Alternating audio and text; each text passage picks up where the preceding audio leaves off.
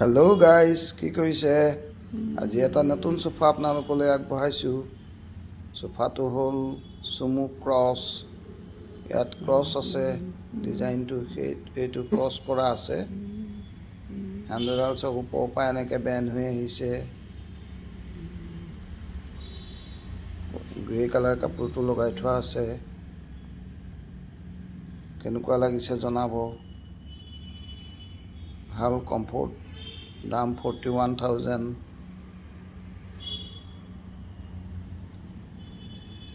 আহিব আপোনালোক সকলো।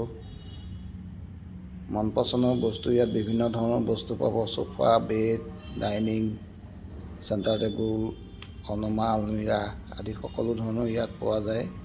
আহিব, ইয়াত বেক কুশ্বনটো উঠাব পাৰি। আহিব আপোনালোক সকলো। কলেজ তিনিআলিত আছে নভা ফাৰ্ণিচাৰ।